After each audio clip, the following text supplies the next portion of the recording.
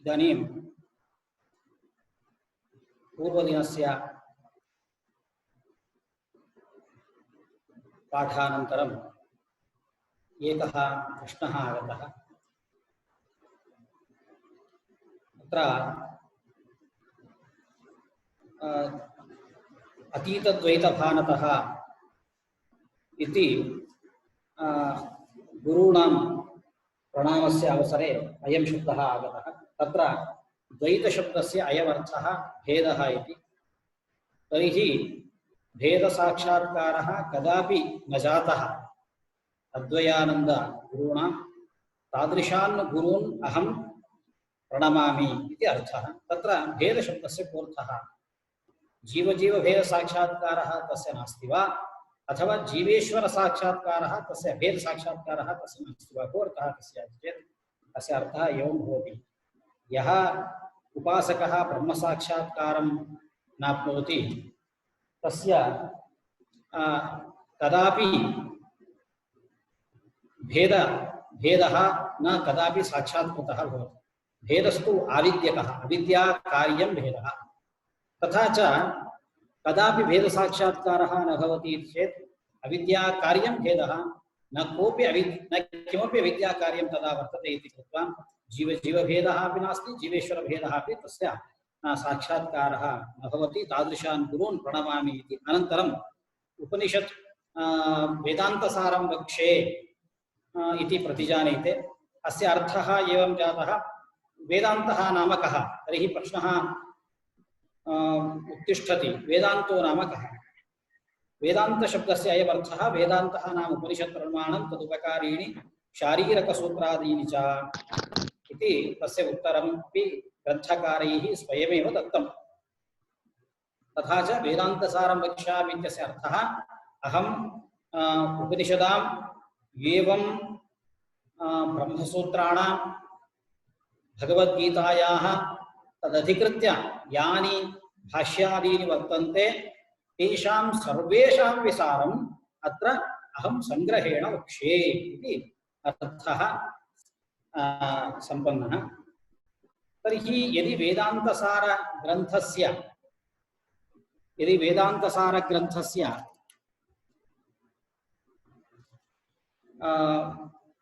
अध्ययनं कर्तव्यं तर्हि अनुबन्धाः वक्तव्याः भवन्ति। के ते अनुबन्धाः?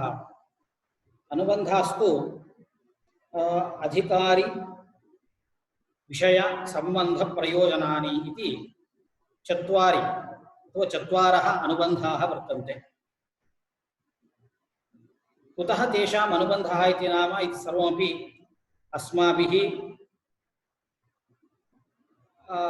पूर्वतनायां कक्ष्यायाम् अस्माभिः सर्वोपि विषयः तत्र दृष्टः। अनुबन्धः कः तर्हि? को वा अधिकारी, को वा विषयः, किं वा प्रयोजनं, कस्य सम्बन्धः इति प्रश्नस्य उत्तरम् एव ददाति ग्रन्थकारः। अस्य प्रकरणत्वात् वेदान्तप्रकरणत्वात् तदीयैः एव अनुबन्धैः तद्वत्तासिद्धेः न ते पृथक् आलोचनीयाः।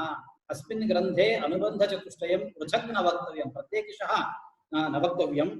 यतः वेदान्तग्रन्थस्य अर्थात् उपनिषदां यत् अनुबन्धचतुष्टयम् अस्ति तदेव अनुबन्धचतुष्टयम् अस्यापि ग्रन्थस्य भविष्यति। कुतः? अयं ग्रन्थः प्रकरणग्रन्थः। वेदान्तसारग्रन्थः वेदान्तग्रन्थस्य प्रकरणग्रन्थः। अतः प्रकरणग्रन्थस्य वेदान्त मुख्यतः मूलग्रन्थस्य यत् अनुबन्धचतुष्टयं भविष्यति तदेव अनुबन्धचतुष्टयं प्रकरणग्रन्थस्यापि भविष्यति। तर्हि प्रकरणं नाम किम्? वेदान्तसारग्रन्थः प्रकरणग्रन्थश्चेत् प्रकरणग्रन्थस्य लक्षणं किम्? प्रकरणग्रन्थस्य लक्षणम् एवं वदन्ति शास्त्रकाराः। शास्त्रैकदेशसम्बद्धं शास्त्रकार्यान्तरे स्थितं आहुप्रकरणं नाम ग्रन्थभेदं विपश्चितः। यस्य ग्रन्थस्य शास्त्रेण सम्बन्धः, शास्त्रैकदेशसम्बद्धं, शास्त्र शास्त्रेण संबंधः स्यात् एवं शास्त्रस्य यत् प्रयोजनम् अस्ति तस्य प्रयोजनस्य उपपादकः यः ग्रन्थः अस्ति सः ग्रन्थः प्रकरणग्रन्थः इति अभिधीयते। आरंभ में वेदांत सारम वक्षे ऐसा ग्रंथकारणे प्रतिज्ञा ये है। तो वेदांत सार ग्रंथ का अध्ययन करने में अनुबंध चतुष्टय चाहिए। अनुबंध तो चाहिए, 4 अनुबंध चाहिए। वे 4 अनुबंध क्या है? अधिकारी, विषया, संबंध, प्रयोजन है। तो वेदांत सार ग्रंथ का अधिकारी कौन है, विषय क्या है, प्रयोजन क्या है अथवा संबंध क्या है, ये प्रश्न आता है। इसलिए ग्रंथकार ने ऐसा उत्तर देता है, यह ग्रंथ वेदांत सार ग्रंथ यह प्रकरण ग्रंथ है। तो प्रकरण ग्रंथ के लिए प्रत्येक अनुबंध चतुष्टय नहीं चाहिए। शास्त्र का अर्थात उपनिषद ग्रंथ का जो अनुबंध है वही अनुबंध प्रकरण ग्रंथ का भी हो जाता है। तो प्रकरण ग्रंथ वेदांत सार ग्रंथ तो प्रकरण ग्रंथ है। प्रकरण ग्रंथ का लक्षण क्या है?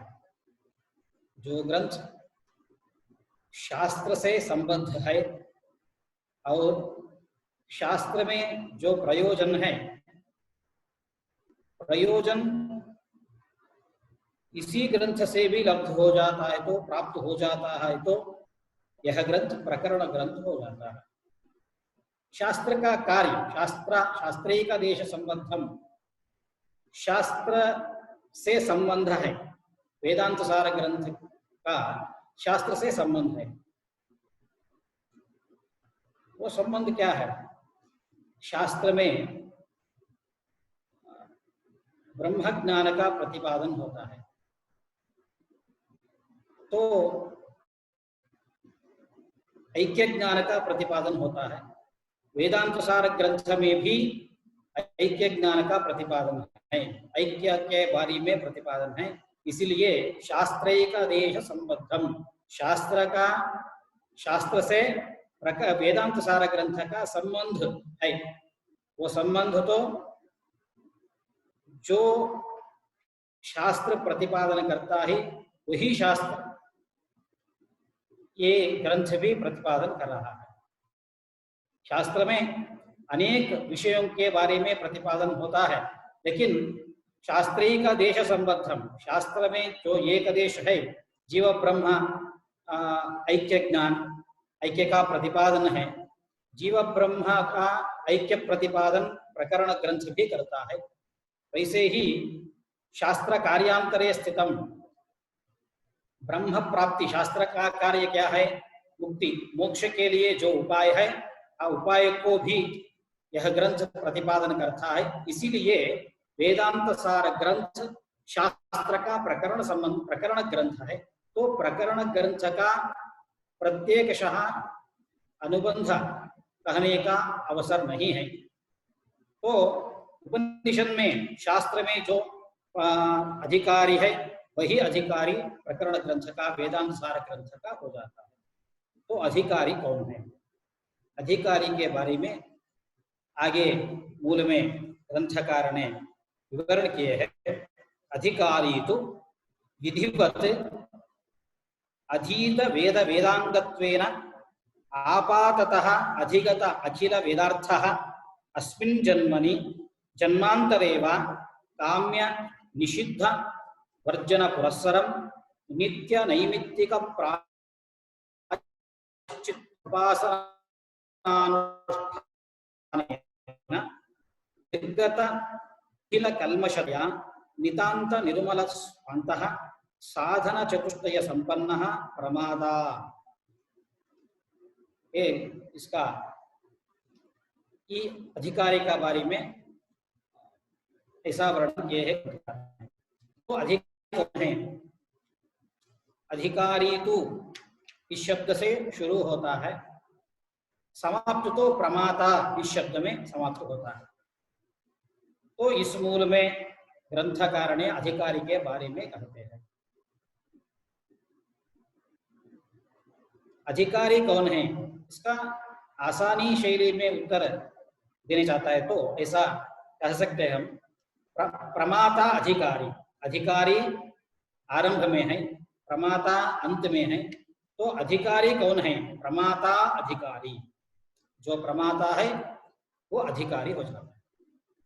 प्रमाता शब्द का अर्थ क्या है? व्याख्यानकार ने ऐसे लिखे हैं, लौकिक वैदिक व्यवहारेषु अभ्रांतः।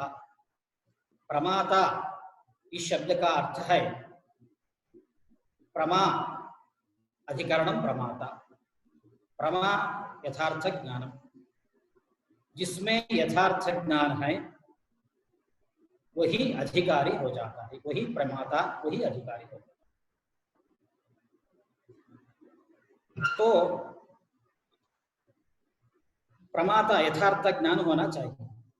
यथार्थ ज्ञान कौन सा विषय में यथार्थ ज्ञान होना चाहिए?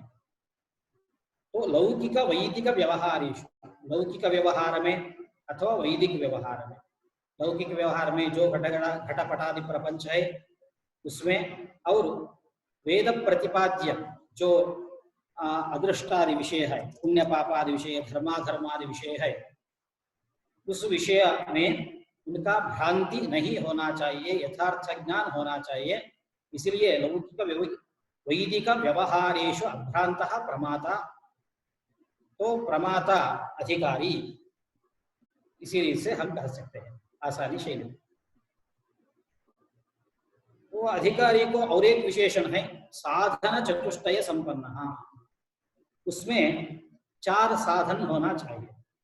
वो 4 साधन क्या है, इसका बारे में भी ग्रंथकार ने आगे कहते हैं, साधनानि नित्यानित्य वस्तु विवेक इहामुत्र फलभोग विराग शमदमादि संपत्ति मुमुक्षुत्वानि। इस मूल में ग्रंथकार ने कहे हैं। तो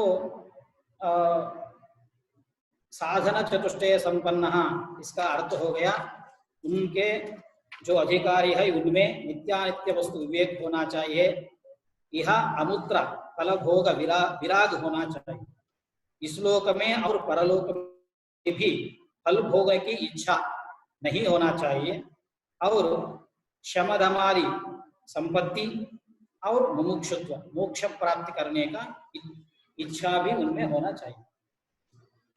तो प्रमाता अर्थात क्या हो गया, लौकिक वैदिक व्यवहारेषु अभ्रांतः, लौकिक और वैदिक व्यवहार में भ्रांति नहीं रहने वाला, और साधन चतुष्टय संपन्न, और निर्मल नितांत निर्मल स्वांतः, जिसका मन नितांत निर्मल है, जिसका मन में कोई भी मल नहीं है, दोष नहीं है, रागादि दोष नहीं है, वही अधिकारी हो सकता है। और एक विशेषण है, वो नितांत निर्मल स्वांतः, नितांत शुद्ध मन होना चाहिए।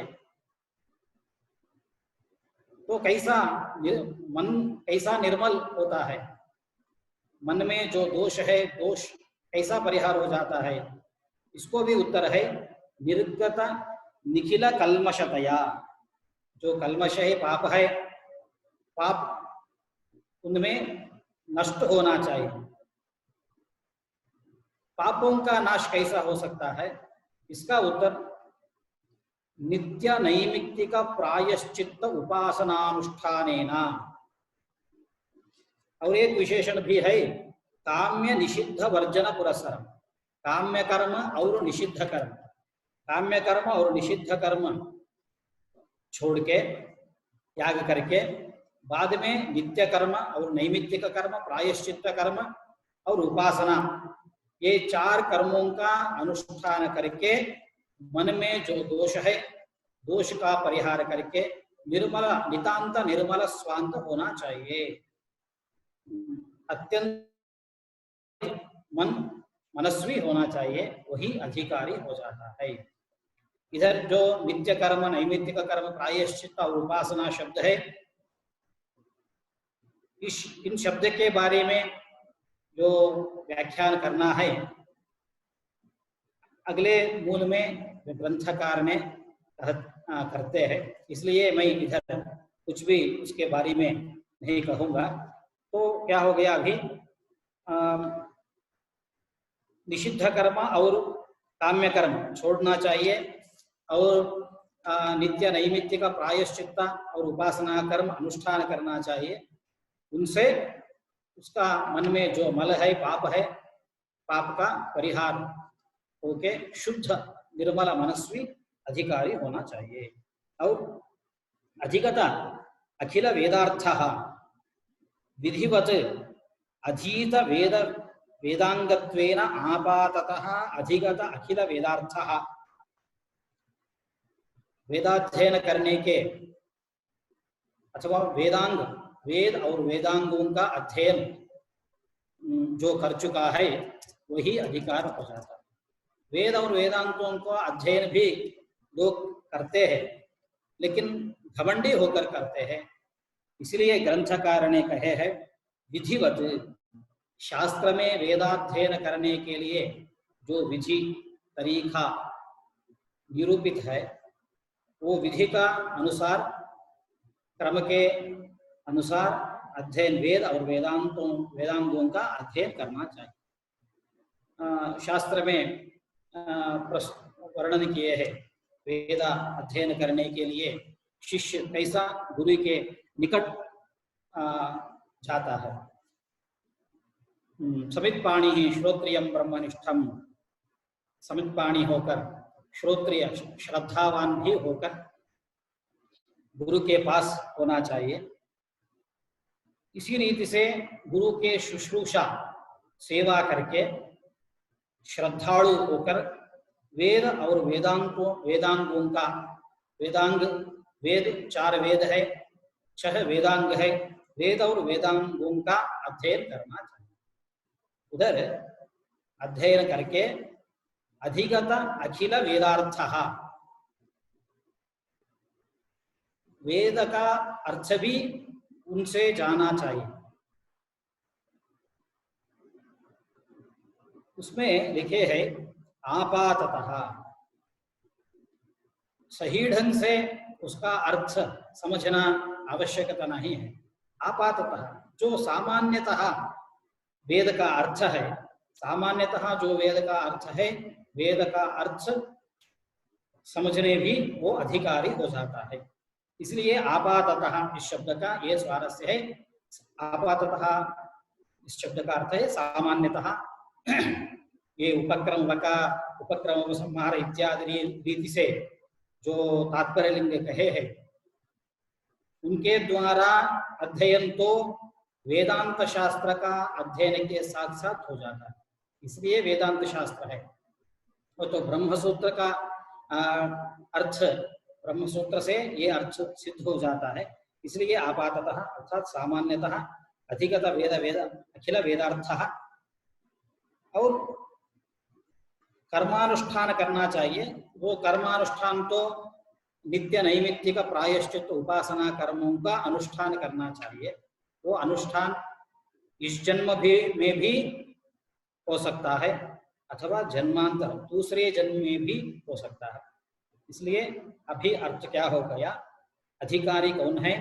अधिकारी तो विधिवत अधीत वेद वेदांगत्वेन आपाततः अधिगत अखिल वेदार्थः, वेद और वेदांगों का जो अध्ययन गुरुपसत्ति करना है, उसी रीति से वेद और वेदांतों का अध्ययन करके सामान्यतः जो वेद और वेदांगों का अर्थ है, अर्थ को समझना चाहिए।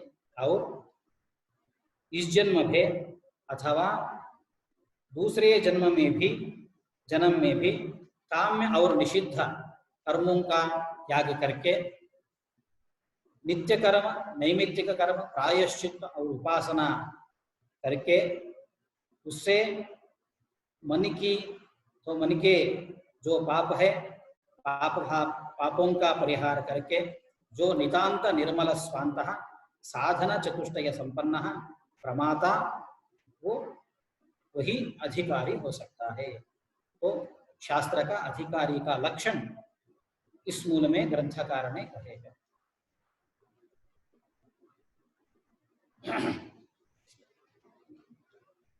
इदम अत्र सिद्धं भवति। वेदांतसार ग्रंथस्तु प्रकरण ग्रंथः। तर्हि प्रकरण ग्रंथस्य मूलशास्त्रस्य यत्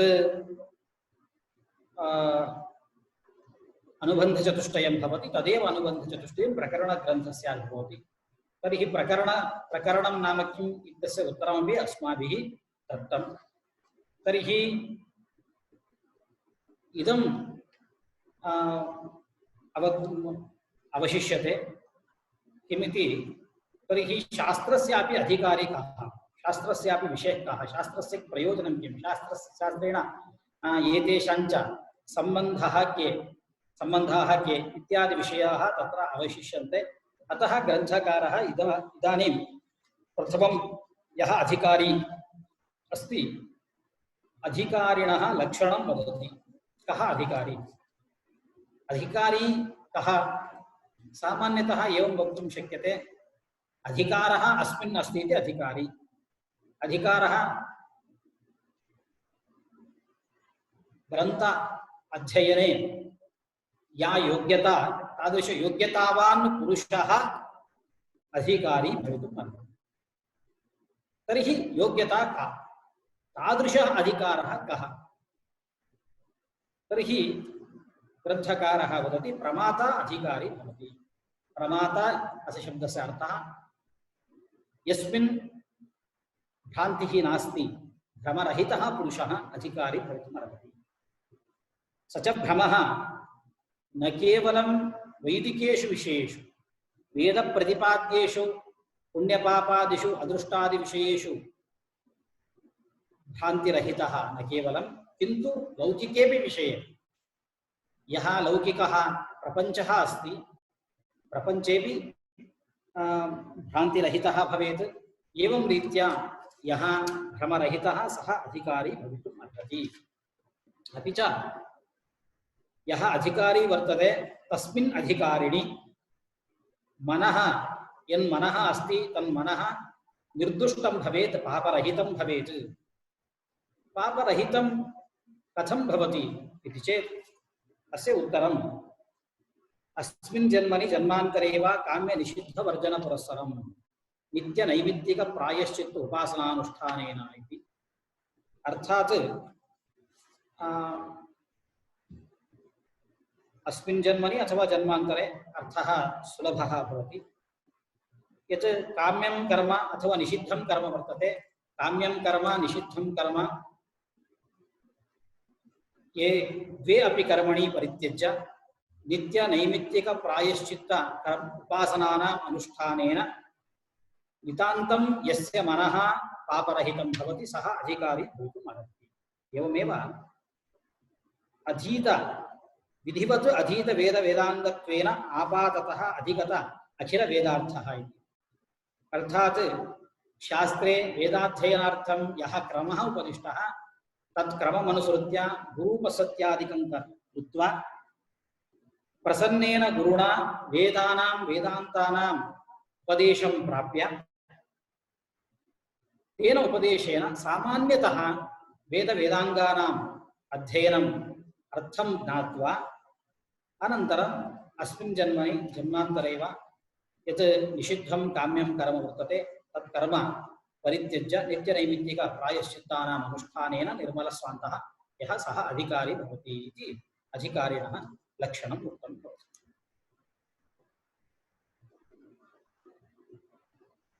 अभी तो ये प्रश्न उठता है, इधर नित्य नैमित्तिक प्रायश्चित्त उपासनानुष्ठानेन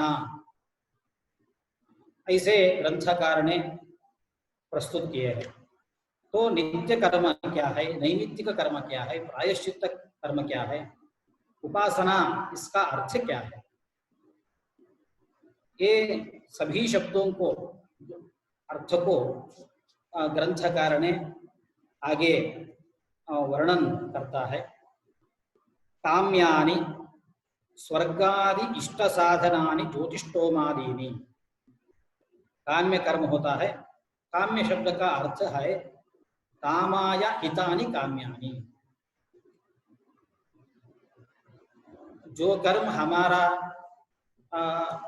कामनाओं को पूर्ण करता है, पूर्ति करता है, वह कर्म काम्य कर्म हो जाता है। हमारी कामना तब पूर्ति होता है जब उसका फल मिलता है। जब हमें फल प्राप्त होता है तब कामना पूर्ति हो जाता है। तो काम्य कर्म का अर्थ है जो हमारा मन के फल है, कामना है, कामना को जो विषय फल है, फल का देने वाला, फल देने वाला कर्म काम्य कर्म हो जाता है। काम्यानि स्वर्गादि इष्ट साधनानि ज्योतिष्टोमादि। स्वर्ग आदि लोगों को पहुंचने वाला जो कर्म है वही कर्म काम्य कर्म हो जाता है। सबको यह इष्ट है स्वर्ग प्राप्ति करना, सब लोगों को भी बहुत इष्ट हो जाता है, क्योंकि स्वर्ग शब्द का भी अर्थ है, स्वर्ग एक लोक है, एक स्थान है। स्वर्ग शब्द का अर्थ जो स्थान है, एक स्थान है, इसी एक स्थान है।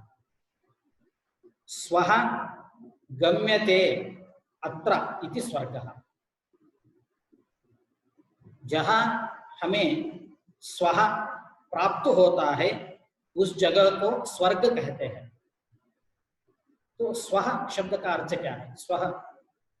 स्वः शब्द का अर्थ है यन्न दुखेन संभिन्नम न च ग्रस्तम अनंतरम अभिलाषोपनीतं च तत्सुखम स्वपदास्पदम। स्व शब्द का अर्थ है हमेशा जहां सुख मिलता है, सुख से कभी भी दुख का संबंध नहीं हो सकता है, और आगे भी दुख का संबंध नहीं हो सकता है। केवल सुख जहां प्राप्त होता है उस जगह को, उस सुख को स्व कहते हैं। तो दुख असंबद्ध, दुख संपर्क नहीं होना, नहीं हुआ सुख को प्राप्ति जहां जगह में होता है उस जगह को स्वर्ग कहते हैं। तो स्वर्ग प्राप्ति करने वाले ज्योतिष्ठोमादि कर्म है, वही कर्म काम्य कर्म हो सकता है, वही कर्म काम्य कर्म। ज्योतिष्ठोम शब्द का अर्थ है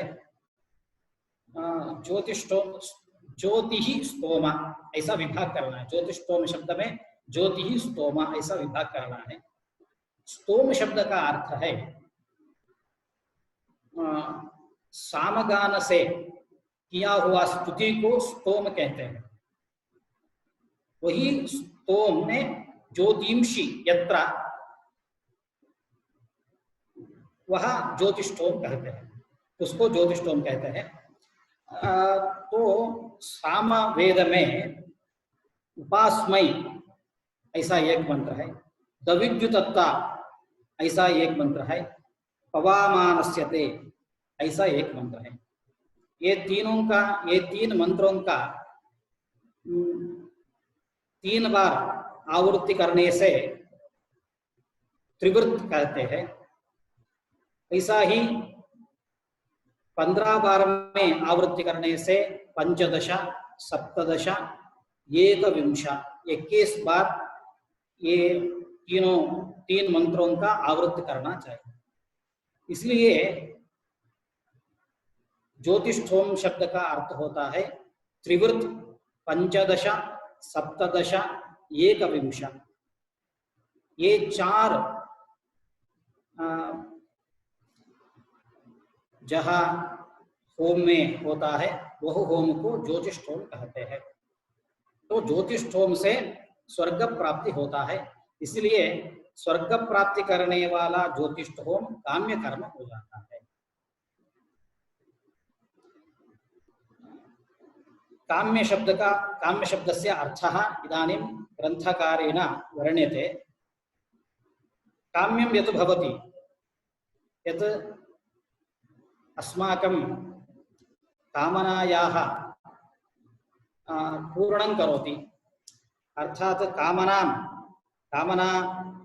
यस्मिन् फले कामना अस्ति तत् फलं यत् कर्म ददाति तत् कर्म काम्यं कर्म इति वक्तुं शक्यते। सर्वेषामपि जनानां इदं फलम् अपेक्षते, स्वर्गरूपं फलम् अपेक्षते।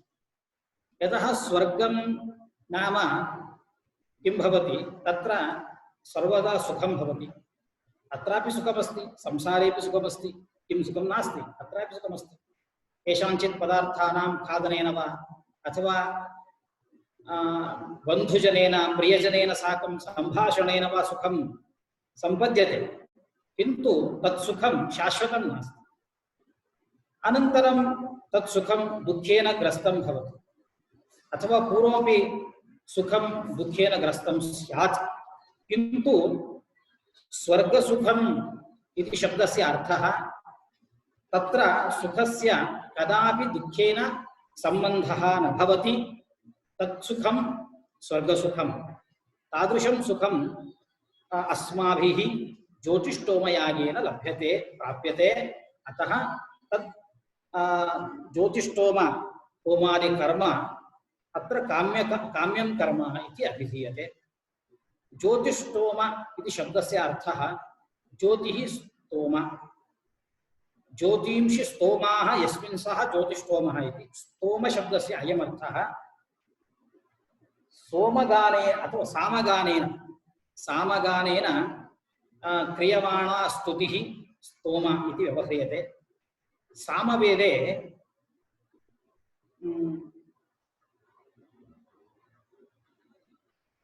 तिस्रः रुचः वर्तन्ते। एका उपास्मै इति आरभ्यमाणा ऋक्, अपरा दविद्युतत्या इति रुचा आरभ्यमाणा ऋक्, पवामानस्यते इति ऋक्। एतासां रुचां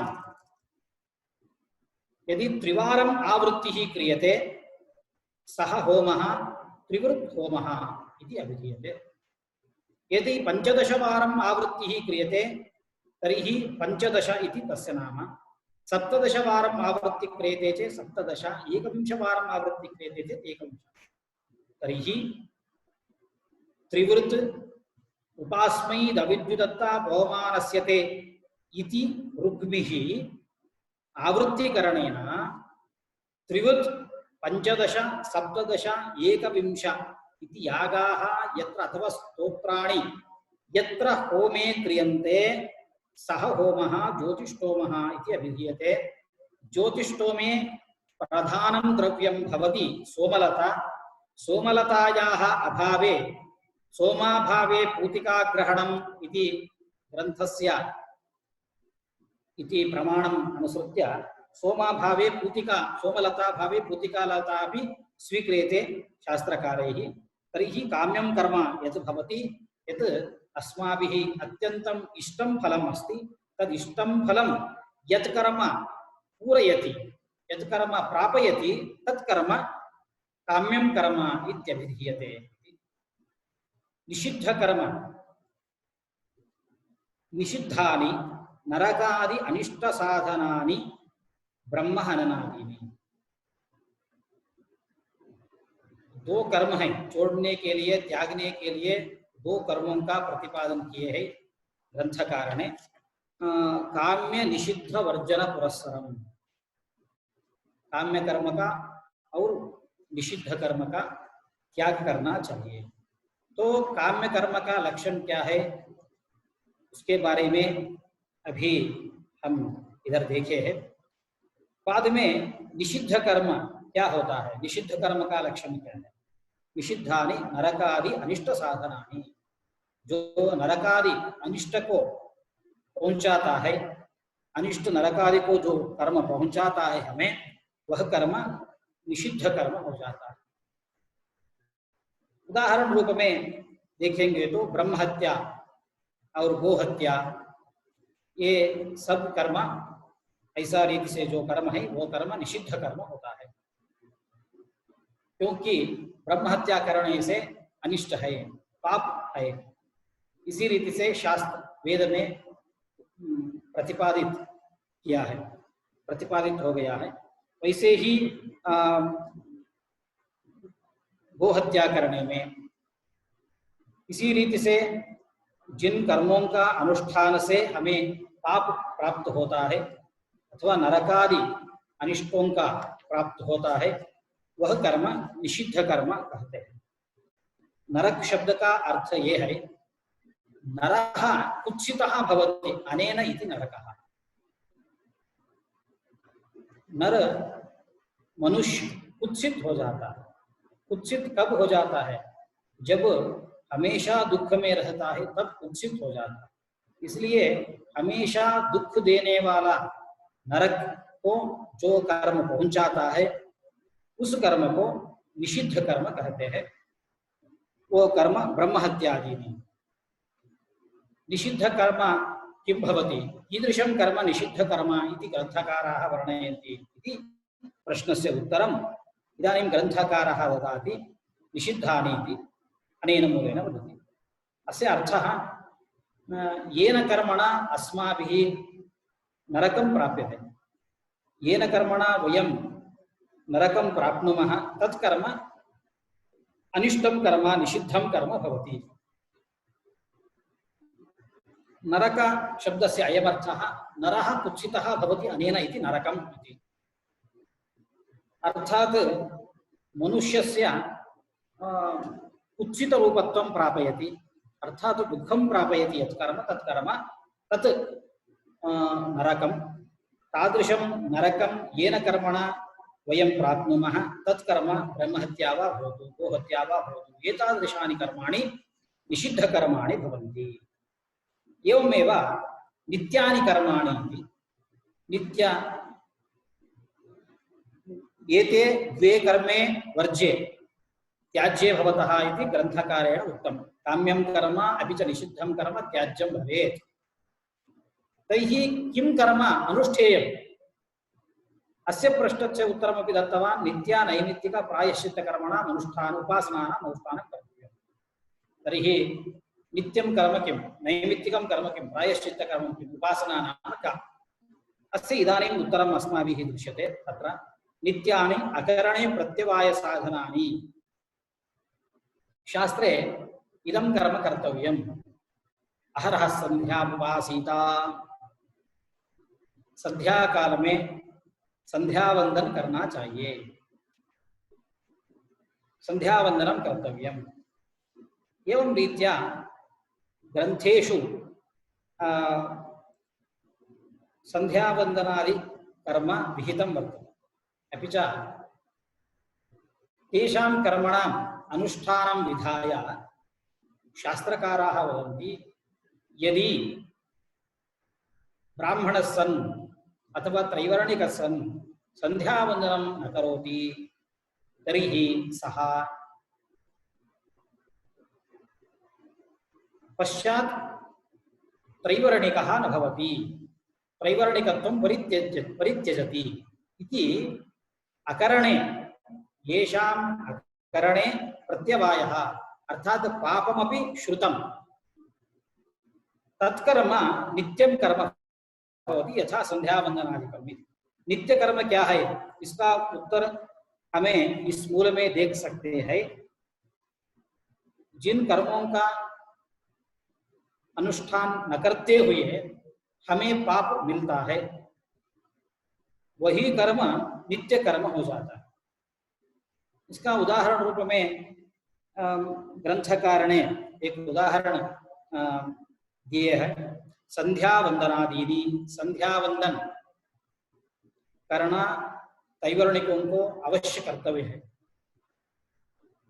बाद में ग्रंथ में लिखते हैं, जो संध्या वंदन नहीं करता है वो बाद में संध्या वंदन छोड़ने से त्रैवर्णिक नहीं होता है, त्रैवर्णिक नहीं हो सकता है। उसका त्रैवर्णिकत्व को बाधा हो जाता है, नष्ट हो जाता है, त्रैवर्णिकत्व नष्ट हो जाता है। इसी रीति से जिन कर्मों का न करते हुए हमें प्रत्यवाय भी पाप भी श्रुत हो जाता है, विहित हो जाता है, वही कर्म नित्य कर्म हो जाता है। उसके उदाहरण रूप में संध्या वंदनादि ने ऐसा लिखे। नैमित्तिक कर्म क्या होता है? पुत्र जन्मादि अनुबंधीनि जात्येष्ट्यादीनि। जात्येष्टि पुत्र का जन्म होते हुए पिता पुत्रेष्टि करना चाहिए, इसी रीति से शास्त्र में विहित है। जो यह कर्म तो नैमित्तिक है, निमित्त प्राप्त होने पर जो कर्म हम करते हैं उस कर्म को नैमित्तिक कर्म कहते हैं। तो पुत्र प्राप्ति, पुत्र जन्म, ये तो एक निमित्त है। निमित्त प्राप्त होने पर पुत्रेष्टि करना है, तो ये एक निमित्त से करते हुए कर्म है, करना कर्म है, इसीलिए इस कर्म को नैमित्तिक कर्म कहते हैं। और बाद में प्रायश्चित्तानि, प्रायश्चित्त कर्म को भी ग्रंथकार ने कहे हैं। पाप क्षयमात्र साधनानि चांद्रायणादीनि। जब हमें लगता है मुझे पाप हो गया, पाप लग गया, तो पाप शमन करने में के लिए प्रायश्चित्त कर्म भी है। प्रायश्चित्त शब्द का अर्थ ये है, प्रायः चित्तम समुद्दिष्टम चित्तम तस्य विशोधनम। प्रायः पापम समुद्दिष्टम चित्तम तस्य विशोधनम। सॉरी, प्रायः पापम समुद्दिष्टम चित्तम तस्य विशोधनम। प्राय शब्द का अर्थ है पाप, चित्त शब्द का अर्थ है उसका शुद्ध करना। तो पापों का प्रक्षालन करना ये प्रायश्चित कर्म हो जाता है। पाप क्षय मात्र साधनानी, उसके द्वारा दूसरा लाभ नहीं मिलता है, सिर्फ केवल प्रायश्चित अर्थात पाप नष्ट हो जाता है, उस कर्म को प्रायश्चित कर्म कहते हैं। यथा चांद्रायण आदि, चांद्रायण नाम से एक कर्म है, एक व्रत है। चंद्रमा की गति के अनुसार ये इस व्रत को अनुष्ठान करना चाहिए, इसीलिए इस व्रत को चांद्रायण व्रत कहते हैं। एक एक ग्रास भोजन करना है। शुक्ल पक्ष के प्रतिपदा के शुरू होता है ये व्रत, तो प्रतिपद में एक ग्रास का स्वीकार करना है, बाद में और एक ग्रास का, ऐसा क्रमशः एक एक ग्रास को बढ़ते हुए जो व्रत है, इस व्रत को चांद्रायण व्रत कहते हैं। इस व्रत के अनुष्ठान से हमें केवल पाप नाश हो जाता है, इसलिए इस कर्म को प्रायश्चित कर्म कहते हैं। ऐसा ही उपासनानी, उपासना शब्द का अर्थ क्या है? सगुण ब्रह्म विषयक मानस व्यापार रूपाणि शांडिल्य विद्यादीनि। सगुण ब्रह्म के बारे में जो मन की व्यापार है, मन से सगुण ब्रह्म का ध्यान करना, ये तो उपासना कहते हैं। ये उपासना के बारे में और एक शब्द दिए इधर, शांडिल्य विद्यादीनि। शांडिल्य विद्या इस शब्द का अर्थ है शांडिल्य मुनि के द्वारा उपदिष्ट जो विद्या है, उसी विद्या को, उस विद्या को शांडिल्य विद्या कहते हैं। छांदोग्य उपनिषद में कुछ मंत्र ऐसा है, शांडिल्य मुनि के द्वारा उपदिष्ट मंत्र है, सर्वं खल्विदं ब्रह्म तज्जलानीति शांत उपासीता। ऐसा उपासना का विहित की है उपनिषद। तो उपनिषद में उपासना का बारे में प्रतिपादित हुआ है। तज्जलानि सर्वं खल्विदं ब्रह्म, ये सब सारे प्रपंच है, ये प्रपंच ब्रह्म है, ऐसा ही उपासन करना है। ब्रह्म है ऐसा क्या, कैसे उपासन कर सकते हैं? तो तज्जलानि इति शांत उपासीता। तज्जलानि इस शब्द का एक विशिष्ट अर्थ है, ध्यान से हमें देखेंगे। तज्जलानि अर्थात तत्शब्द से जा ला अत, ये तीन शब्दों को भी संबंध है। अर्थात तज्जलानि शब्द का अर्थ है तज्जम, तल्लम, तदन्नम। अर्थात तेन जायन्ते, तेन लीयन्ते, तेन तिष्ठन्ति। तज्जलानि शब्द में ब्रह्म का जो जगत जन्मादि कारणत्व लक्षण है, उस लक्षण को इधर प्रतिपादित करती है उपनिषद।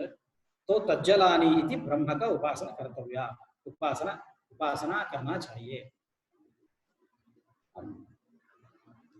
इसी रीति से शांडिल्य मुनि के द्वारा उपदिष्ट उपासना जो है, उपासना में करना चाहिए। जो मन की सगुण ब्रह्म विषय का, मन में सगुण ब्रह्म के बारे में जो ध्यान हमें करते हैं, उस ध्यान को उपासना कहते हैं। तो उपासनानि सगुण ब्रह्म विषयक मानस व्यापार रूपाणि शांडिल्य विद्यादीनि, इस ये मूल का यह होता है।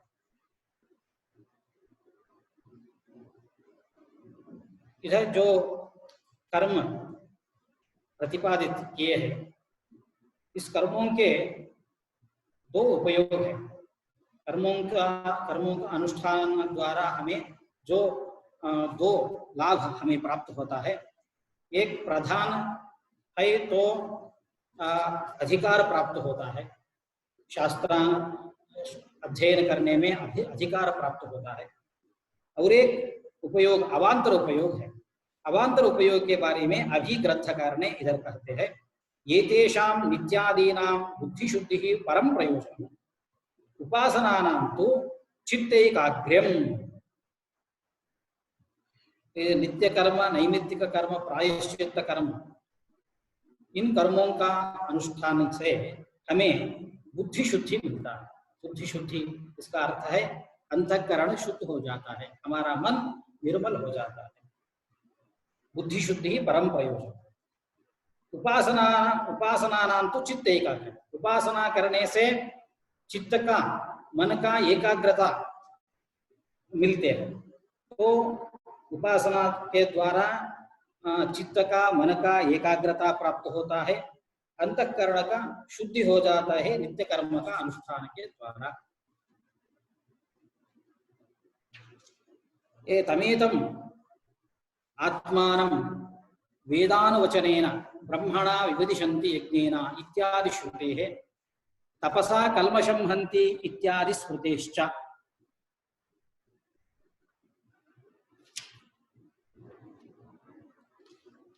ये इस श्रुति में वर्णित किया है, वेदा अनुवचनेन, वेद का अध्ययन से और यज्ञ कर्म से ब्राह्मणाः विवदिशन्ति, भगवान को जान सकते हैं, भगवान को जानते हैं। इसलिए इन कर्मों का अनुष्ठान से हमें चित्त शुद्धि मिलता है। और तपसा कल्मषम हन्ति, इस श्रुति में अथवा इस स्मृति में प्रतिपादित होता है, कर्मों का अनुष्ठान द्वारा हृदय का, मन का जो कल्मष है, वो कल्मष प्रक्षालित हो जाता है। तो मैं इधर कहा, मैं दो फल है, एक मुख्य फल और अवांतर फल है। उपासना के मुख्य फल है चित्त एकाग्र्य, मन की एकाग्रता, और नित्य कर्मों का मुख्य फल है नित्य काम कर्मों का मुख्य फल है बुद्धि शुद्धि, मन की शुद्धि हो जाता है। उसके बारे में श्रुति और स्मृति को निदर्शन भी ग्रंथकार ने इधर दिया है। अभी हमें दूसरा एक फल है, अवांतर फल भी है। वो फल क्या है? कर्मणा पितृलोकः विद्यया देवलोकः। कर्म करने से नित्या नैमित्तिक का